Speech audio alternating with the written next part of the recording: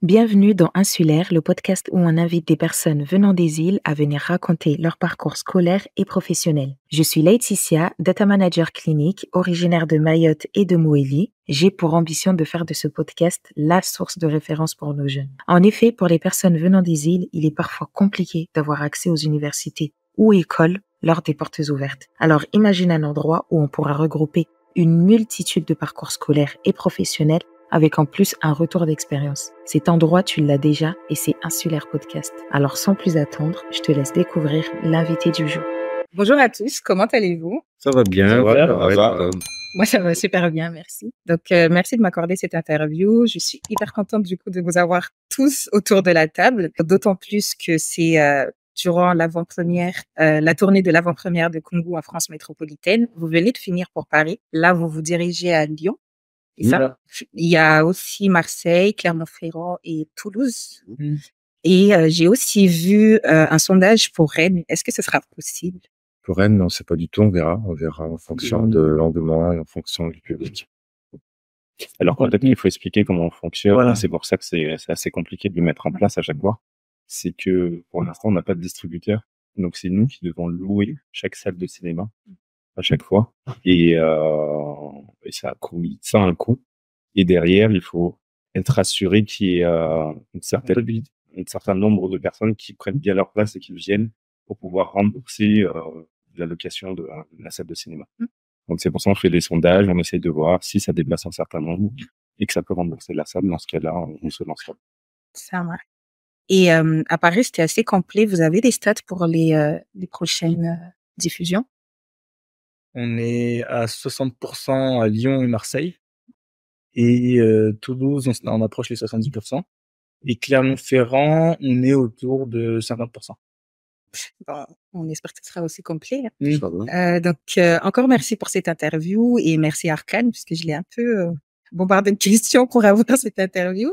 Donc, avant de commencer, est-ce que vous pouvez, en 2-3 phrases, vous présenter un peu pour nos auditeurs qu'est-ce que vous faites et quel est votre rôle aussi dans la réalisation du film? Alors, moi, c'est Sabri Naftandilan. Je suis réalisateur et producteur.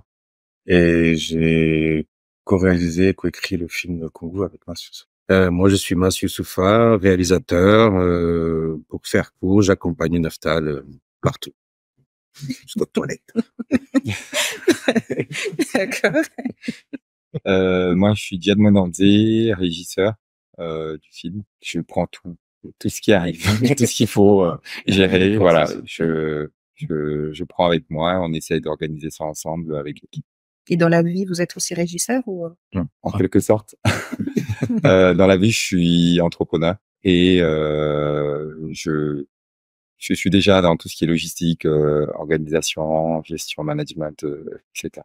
Alors, moi, c'est Anouar Mlambéou. T'as hésité un peu sur ton prénom. Non. Ouais, non, ça va. Parce qu'en fait, j'ai mon nom d'artiste qui est Black A. On connaît plus via ce pseudo. Et je suis photographe. Sur le projet Congo, je suis photographe de plateau, des photos d'affiches, etc. Et je mets l'ambiance dans les réseaux sociaux. Voilà. Et dans la vie de tous les jours aussi, photographe? Photographe, c'est mon métier. Photographe publicitaire, essentiellement, mais je fais beaucoup d'autres choses. Voilà. Et sinon, dans la photographie de plateau, ça sert vraiment à mettre en lumière les coulisses du film et voilà, montrer un peu l'ambiance, etc.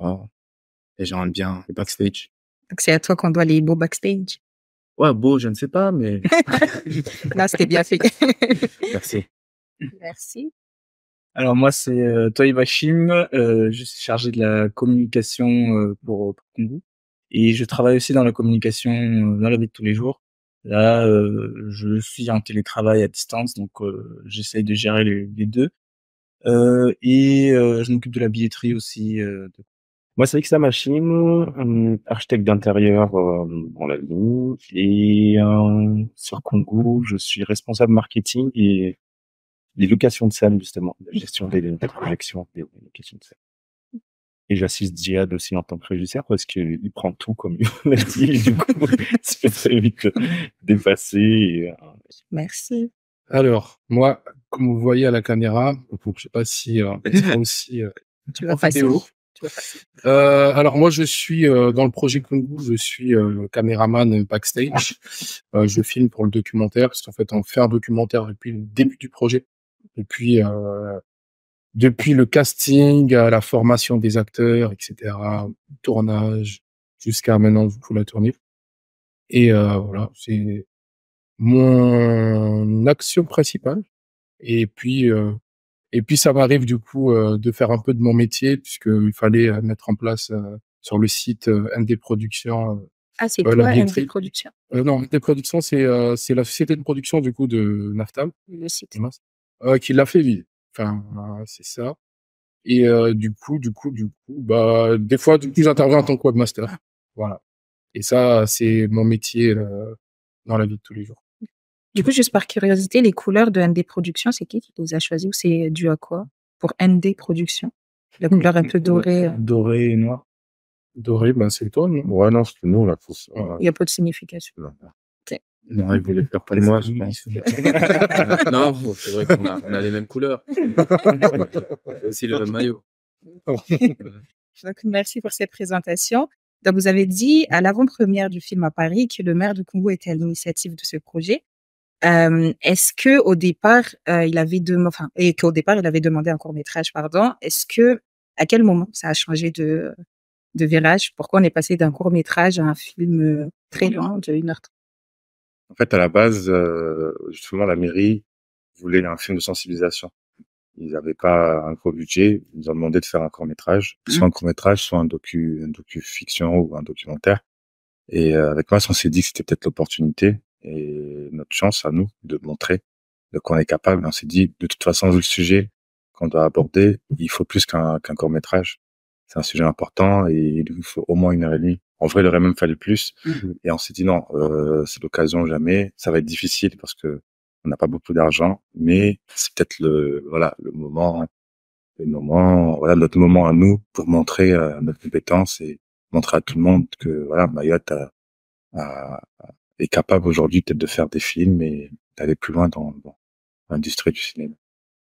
Et c'était réussi. Et donc, prochaine question. Donc, pourquoi avoir accepté du coup le projet par rapport au contexte actuel?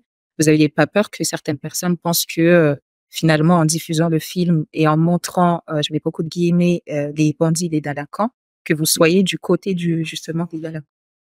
Je vais répondre. Non, on n'avait aucune crainte à ce niveau-là. Nous, notre priorité, en tout cas, c'était de prendre aucun parti en faisant ce film. Donc, c'était aussi un challenge. Nous, tout ce qu'on voulait, c'était exposer la réalité de Mayotte, en fait, et vraiment prendre soin de pas prendre parti. Voilà. On montre une vie de délinquant, on montre une vie d'une maman, on montre la vie d'un frère. Voilà.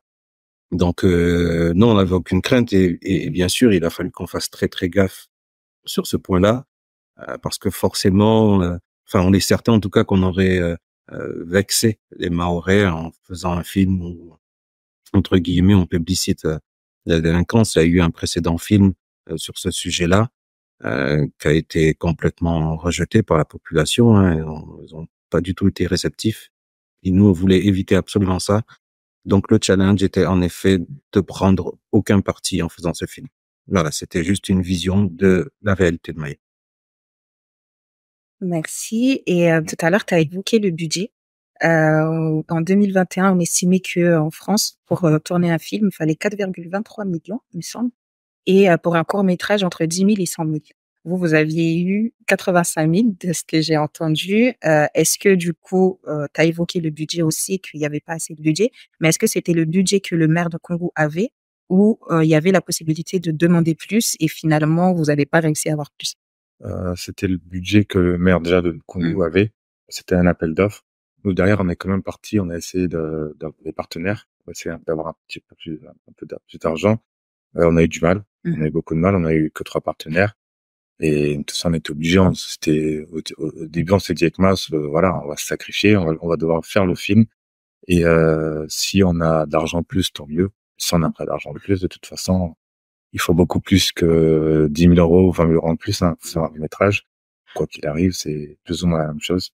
Donc les trois partenaires, c'était un apport quand même très précieux pour nous, mais c'était quand même pas suffisant. Ok, merci.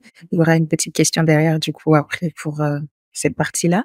Mais du coup, lors des différentes présentations, on a vu qu'il y avait certaines personnes qui ne faisaient pas forcément partie du monde de l'audiovisuel. Je ne sais pas si vous avez déjà entendu parler du syndrome de l'imposteur. Est-ce que certains d'entre vous avaient ressenti ce sentiment-là de ne pas être légitime à participer dans le projet et dans la réalisation du film? Je pense pas qu'on a développé ce syndrome parce que on se dit pas que ça devient notre métier, mais plus qu'on est là en apport, en soutien pour que ça aille le plus loin possible parce qu'on y croit en ce projet.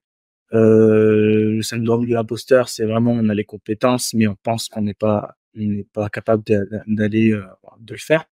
Mais nous, on se dit quoi qu'il arrive, ces choses-là, tout ce qu'on a mis en place jusqu'à maintenant, c'était pas prévu. On fait de notre mieux et on essaie juste de croire au projet pour que ça aille le plus loin possible, quelles que soient nos compétences et ce qu'on est capable de faire. Enfin, je vais rajouter une chose aussi. Il faut savoir que tous ceux qui se sont, entre guillemets, greffés au projet, ils se sont pas incrustés. C'est Naftal et moi qui avions besoin d'eux. Et donc, on les a intégrés au projet. Donc, non, si chacun s'était incrusté en présentant leurs compétences, voilà. Mais voilà, c'est Naftal et moi qui avons fait en sorte qu'ils fassent partie du projet. Donc, Donc, tout à fait voilà. légitime. Et du coup, de votre côté, puisque vous, directement, ça vous touche, est-ce que vous aviez eu ce sentiment-là de pas être forcément légitime à aller jusqu'au bout du projet ou à un moment donné, vous avez douté? Pas du tout. Sincèrement, pour ma part, en tout cas, pas du tout. Je fais ce métier depuis maintenant 15 ans. J'aime ce que je fais. J'ai une certaine confiance en moi. Il y a des phases de doute, c'est normal. Mais voilà, j'aime ce que je fais. Je pense faire bien les choses. Donc non, j'ai pas du tout. Je pense être sincèrement à ma place. À part, j'avais quand même des phases de doute parce que c'est une première expérience pour moi, contrairement à les années d'expérience de masse. Et non, des fois, je me disais, bon, est-ce qu'on va arriver au bout de cette journée demain? Est-ce qu'on va arriver au bout de ce projet? Mais j'étais quand même motivé, et j'avais confiance en mon équipe. Et voilà, il y avait quand même une certaine motivation et une certaine cohésion dans l'équipe qui faisait qu'on arrivait à tenir bon. Mais sinon, ouais, c'était un défi qu'il fallait relever de toute façon. Et voilà, on est arrivé, on y a cru, jusqu'au bout. Et on est là, puisqu'on a vu, nous, l'avant-première à Paris. Donc, prochaine question, ça serait pour Anouar et Arkan. Vous êtes frères. Est-ce que vous aviez déjà travaillé ensemble avant ce projet-là ou c'était vraiment une première? Oui, on travaille ensemble depuis qu'on s'est lancé, en fait, hein, individuellement. Que chacun est auto-entrepreneur. On travaille dans la même agence, qui est une forme de GIE. Donc, on est tous ensemble, comme une agence, à travailler à distance. Il y en a qui sont au Canada, il y en a qui sont à Paris. Voilà, donc on est bien huilé dans ce concept. Et ton impression à toi? Ça Ouais, t'a il a saoulé de travailler avec ton frère? il a tout dit. Bah, je le connais depuis 1991. Ouais, ça fait longtemps. Tu donnes son âge et s'il Ah. avait des prétendantes, là, c'est fini. Hein. Non, c'est moi qui l'ai Non, là, il a donné son âge. Ah, Voilà. Depuis qu'il est né. Voilà. Non, mais après, c'est toujours fluide de travailler avec quelqu'un que tu connais bien. Donc là, c'est pareil, même pour l'équipe. On se connaît très bien, on a grandi ensemble. Et travailler avec mon frère, c'est encore plus simple. Et comme il l'a dit, on le fait depuis le début, là, ça fait quoi, 6-7 ans? 2017, un truc comme ça. 2016-17. Ouais, 17, ouais. Donc voilà. Déjà au quotidien, on travaille ensemble. Donc là, c'est juste qu'on atterrit dans le même projet parce qu'on travaille déjà ensemble et qu'on connaît les mêmes personnes et qu'on travaille dans les mêmes cercles. Ok. Voilà. Merci beaucoup. Donc, on va passer aux questions sur le film. Donc, je préviens, on va spoiler un tout petit peu. Donc, des personnes qui ne l'ont pas encore vu. Je ne sais pas ce que vous attendez. Et pour ceux qui hésitent encore, peut-être les passages vont vous donner envie d'aller le voir. Donc, on a vu que vous avez fait un petit clin d'œil, un clin d'œil au sujet suivant, la violence faite aux femmes et le viol, notamment le viol incestueux. Est-ce que c'était là aussi une demande du maire ou enfin pour intégrer ces deux sujets-là dans le film, ou c'est vraiment votre choix à vous de parler de ces deux sujets-là du coup dans le film? Très bonne question. C'est des sujets qui nous touchent, des sujets importants, Mmh. qui concernent, enfin, qui touchent beaucoup Mayotte. Mmh. Et enfin non, c'est une idée, c'est nous qui avons vraiment voulu aborder ces sujets-là dans le film. C'est la réalité en fait de Mayotte. Donc c'était important pour nous de parler de ça. Après, il aurait peut-être même fallu développer un peu plus dans le film, mais c'était quand même voilà nécessaire et important de parler de ces sujets-là. Et pour développer, est-ce que c'est un faute de temps, faute de moyens ou par rapport à au message de départ que vous vouliez véhiculer, c'était, ben, du coup, mettre juste un tout petit peu mais sans plus? Oui, voilà, la priorité, c'était de parler de la délinquance. Après, profiter de l'exposition du film pour au moins suggérer les autres soucis qu'il y a dans l'île. Mais voilà, c'était quoi qu'il en soit, on n'aurait pas pu développer plus que ça. Il aurait quand même fallu un film de 3h30. Mais voilà, la priorité, c'était la délinquance. Mais quand même, on voulait montrer qu'on n'oublie pas les femmes, les Mahorais et les femmes du monde tout court. Merci pour cette réponse. Et à un moment dans le film, Hakim évoque le fait qu'il fait des rêves où du coup il se retrouve avec les mains ensanglantées. Est-ce que du coup c'était une prémonition par rapport à ce qui allait arriver à son frère ou Oui, je vais répondre. parce que c'était mon idée.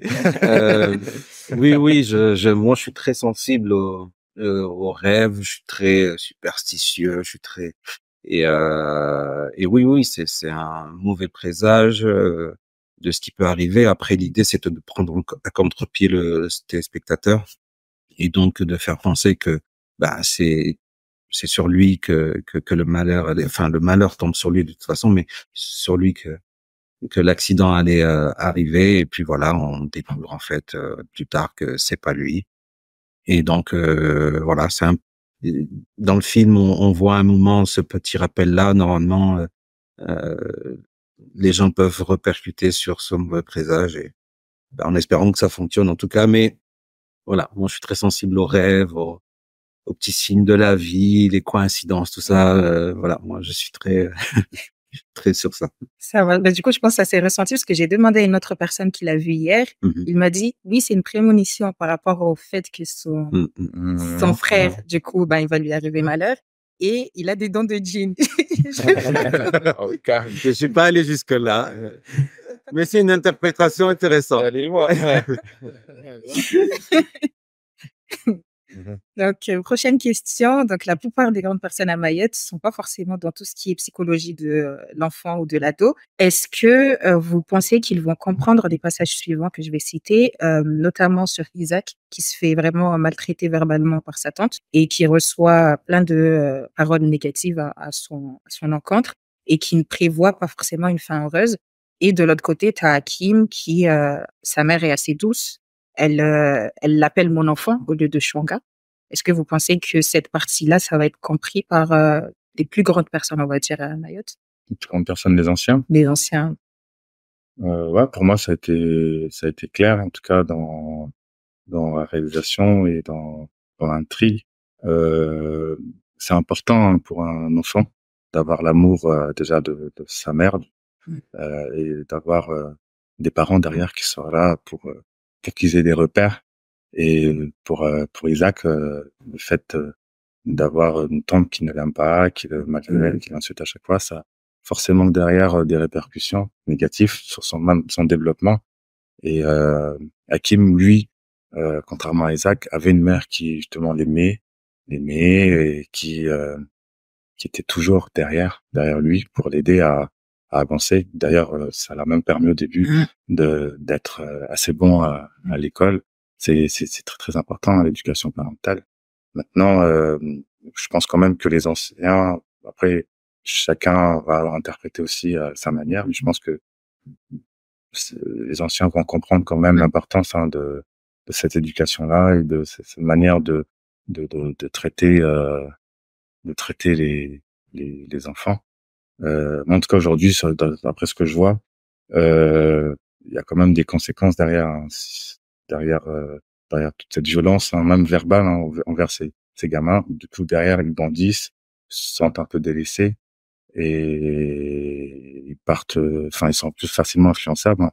Ils partent plus facilement dans ce côté, violence, délinquance. Voilà. Non, les anciens, bon, ça dépend aussi de comment, ça dépend de leur vie, leur sensibilité aussi, hein. Je sais pas trop comment ils peuvent interpréter ça, mais moi, je pense que le message va être passé. Et est-ce que c'était aussi un choix de garder quand même une partie, enfin même pas une partie, enfin une grande partie en shimaoré? C'était aussi pour atteindre les personnes qui ne... Bah, en fait, non, on voulait juste être réaliste et authentique. Aujourd'hui, c'est ça, hein, les gens parlent beaucoup maoré, mélangent le français et le maoré. On voulait pas forcément, on voulait vraiment montrer la réalité de Mayotte. On s'est pas dit, bon, est-ce que en métropole, les gens vont être déçus de voir beaucoup plus de maoré? Non, non, on s'est dit que vu que c'est comme ça que ça se passe, on va faire exactement ce qui se passe. Voilà, et c'est pour moi la réalité terrain. Et aussi vouloir faire un film maoré et prouver que ça intéresse tout simplement. Voilà. Merci beaucoup. On va passer sur les questions un peu plus sur les acteurs. Est-ce qu'au-delà du fait de tourner du coup dans un film, les acteurs, surtout les plus jeunes, ont compris pourquoi ce film? Est-ce que vous avez senti aussi durant le tournage, je sais pas si ça a duré, enfin je sais pas combien de temps ça a duré, mais est-ce que vous avez senti durant le tournage une petite évolution vers, enfin chez les acteurs, en tout cas les plus jeunes? Moi, aujourd'hui, j'ai des retours de certains acteurs, Mmh. pour des gens qui me disent que déjà, beaucoup, se sentent, comment dire? Se reconnaissent dans le scénario et beaucoup me dit que ils ont senti vraiment, non, c'était important, en fait, de faire ce genre de film pour sensibiliser, déjà, bah, tout le monde et aujourd'hui, quand je parle avec eux, ils me disent, clairement que, voilà, c'est un film qu'il fallait faire et c'est un film qui, la plupart me disent qui a changé un petit peu leur perception de l'avenir aussi et je sais pas, ils ont un peu plus d'espoir, on va dire, pour leur avenir et ils sentent qu'il y a peut-être un autre chemin que celui de cette fatalité-là qui est de finir dans la délinquance. Il y en a qui me disent, ouais, moi, je croyais plus en moi, je croyais plus en mon avenir. Et maintenant qu'il y a tout ça, parce on les a quand même pris dans un projet, ils se sont sentis impliqués. Et la plupart m'ont dit, voilà, il y a peut-être maintenant, quelque part, ça crée des vocations. Quelque part, ils disent, il y a peut-être un avenir autre que, que, voilà, que la violence. Et, ça peut créer des exemples pour les autres gamins qui verront ce film, qui voient aussi les affiches, qui voient la tête d'un des acteurs, etc. Et ouais, ça peut faire rêver, ça peut créer de l'espoir, ça peut créer quelque chose de positif derrière. Donc moi je le ressens en tout cas avec les acteurs. Ils me disent est-ce qu'il y aura d'autres projets, est-ce qu'il y a d'autres films de prévus, de séries. Merci. Et concernant, enfin moi, quand j'ai vu du coup les backstage, j'ai compris que vous avez aussi recruté des acteurs qui étaient du coup d'anciennes personnes qui étaient dans la rue. Est-ce que ça a été difficile du coup de leur convaincre de participer au film? Ils ont accepté tout de suite ou Lorsqu'on a fait à casting, ils sont venus eux-mêmes en fait. Ah, Ils sont ok. venus eux-mêmes, ils étaient motivés. Ils étaient motivés et franchement, en fait, ils voulaient jouer dans le film qui parle de la vie, de leur vie, dans la vie des Maoris. Donc, c'était pas, en vrai, c'est compliqué pour eux de trouver des personnes. Après, on était quand même surpris de voir tous ces talents. Il y avait beaucoup de talents quand même à Mayotte. Et pour la plupart, c'était la première fois qu'ils se retrouvaient devant la caméra. Donc, on était impressionnés quand même par leur prestation. Et ils étaient impliqués, dévoués, sérieux, ponctuels. Très ponctuels, et même bien avant l'heure à demander. Donc c'était vraiment incroyable. Et voilà. Ça casse un peu le mythe du noir qui est toujours en retard en plus. Non, c'est clair. Non, parce que franchement, on était surpris, hein.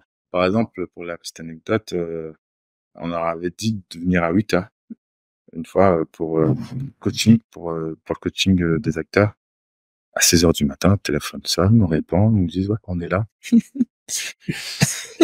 On est là où? Bah, on est là au rendez-vous. Ok, on était même pas prêts. on était encore au lit, hein, c'est dire, ouais, en fait, ces gamins sont vraiment très, très motivés et contents d'être là. Et c'est ça qui a permis de faire ce film-là, cette qualité-là aussi dans le jeu d'acteur, parce qu'ils étaient vraiment motivés à faire quelque chose de sérieux et de bien. Et ça nous a vraiment touchés. Félicitations à eux, parce qu'ils ont très bien joué. Donc, on va passer à la fin des questions. Comment comptez-vous atteindre, du coup, le public qui est encore dans la rue? Puisque il y en a qui n'ont pas forcément les moyens d'aller au cinéma et d'autres qui n'ont pas forcément l'envie d'aller au cinéma et d'aller voir ce film. Comment est-ce que quelle est la stratégie, du coup, pour les cibler? Bah, déjà, travailler avec des structures associatives pour qu'ils puissent prendre des places pour eux. Pour ceux qui sont suivis déjà, pour ceux qui sont pas suivis, on va commencer à discuter, négocier pour la prison aussi, parce qu'on n'a pas en prison, il faut qu'ils voient aussi le film, pour une diffusion au sein de la prison. Ensuite, on a aussi prévu de faire des projections à un moment donné en plein air, dans les différentes communes, pour que justement tous ceux qui n'ont pas les moyens d'aller au cinéma puissent à un moment donné voir le film. Et ensuite, il y a aussi la diffusion télé pour toucher encore une fois le maximum de personnes. Il y a également pour compléter le rectorat, puisque une bonne partie sont quand même scolarisés à un moment donné, ils décrochent. Il y a même des classes qui ont été faites pour les élèves qui décrochent et tout ça. Et l'idée, c'est de faire une collaboration également avec le rectorat pour que ça soit diffusé dans le maximum d'établissements scolaires. Parce qu'il y en a plein d'ailleurs dans les retours qu'on a qui parlent de ce film comme un outil pédagogique. Voilà. Donc on a beaucoup de retours, vraiment des assistantes sociales, des profs, des gens qui sont dans le milieu éducatif et scolaire, qui parlent beaucoup du film comme un outil pédagogique.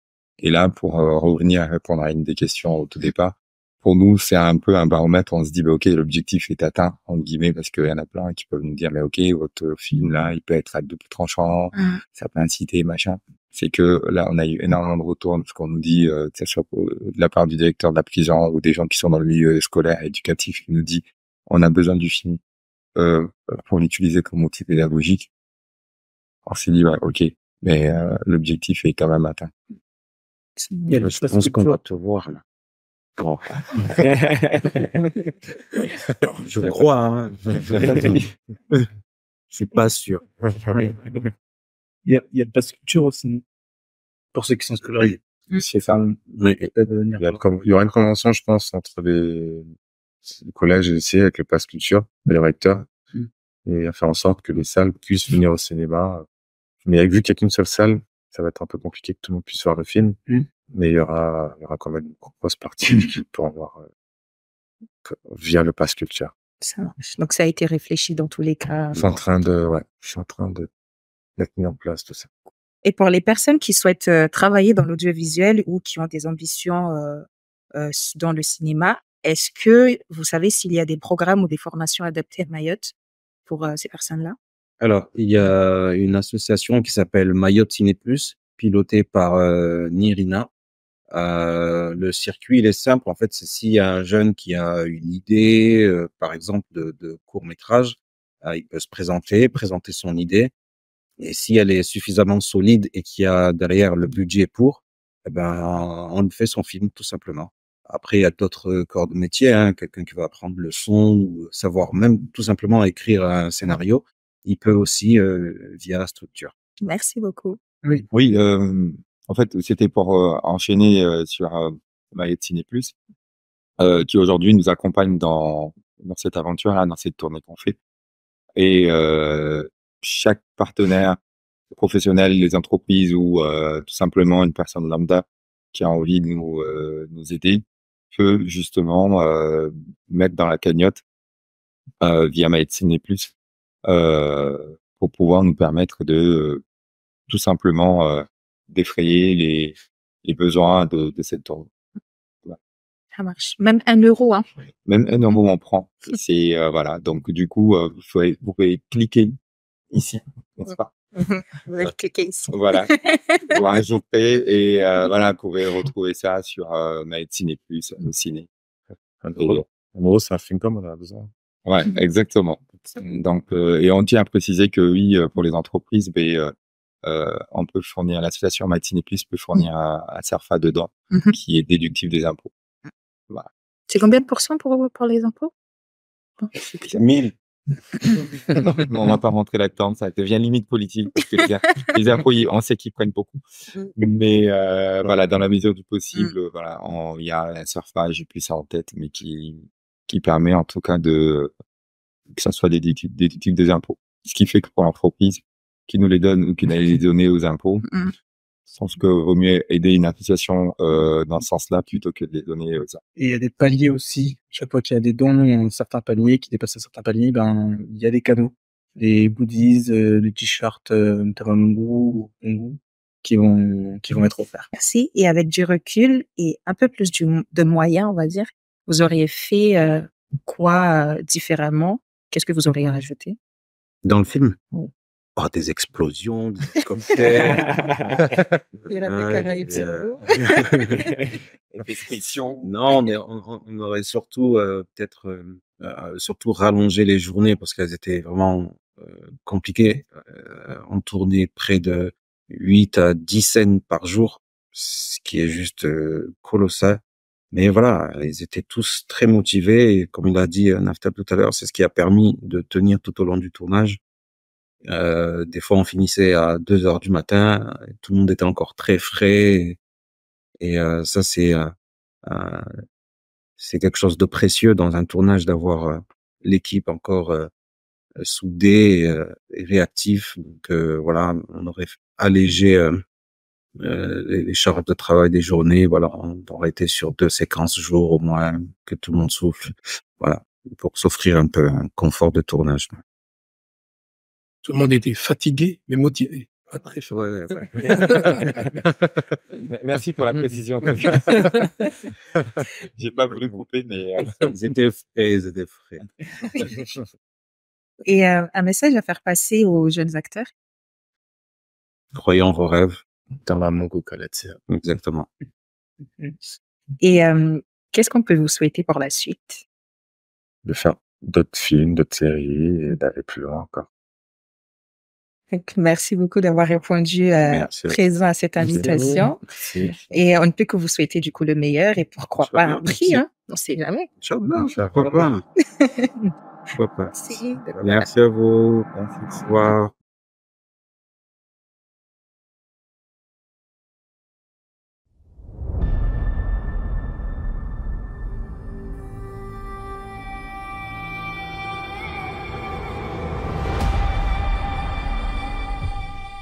بفكر سيبواتي سنيام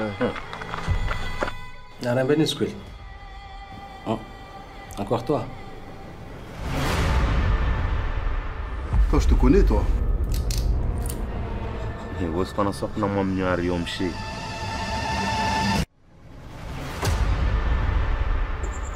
Akimo msina marki mwanangu. Ukulamba kusina marki. Ni so subi. Bisitsola oyirsi fusa kwa. Sabu mkash nerongwa. Ushange kwa bezle tetai kwa projele wako. Piao. Kiva besile mo hiramba na classe kaza tumundo timite dezipa. Zindeza kezabaki. Natamana umso zada bezle kushindu natamana. Wale kawaile wata. Mais c'est à chaque fois pareil. Là, ils vont se préparer pour se venger. Et ça ne va jamais s'arrêter. Ya promise ubutu swa kwende tongyar na zone kwa mez. Personne ne veut des gens comme moi. Nous ne force à rien. Juste on te montre qu'il y a un autre chemin. À quoi ça va te servir de traîner avec cette bande-là? Je crois que c'est simple de voir sa mère se faire frapper par son père tous les jours. Kwangu afa anaambia shtu baki langu taleo anaambia Mtamamungu Kalatia.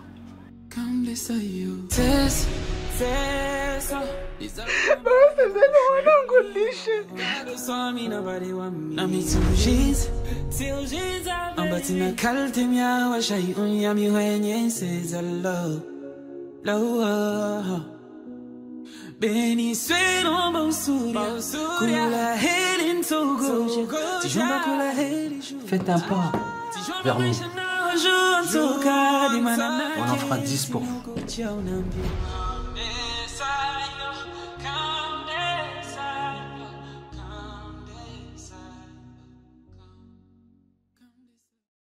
Merci encore de nous avoir écoutés. J'espère que tu as pris autant plaisir que nous lors de l'enregistrement à écouter cet épisode.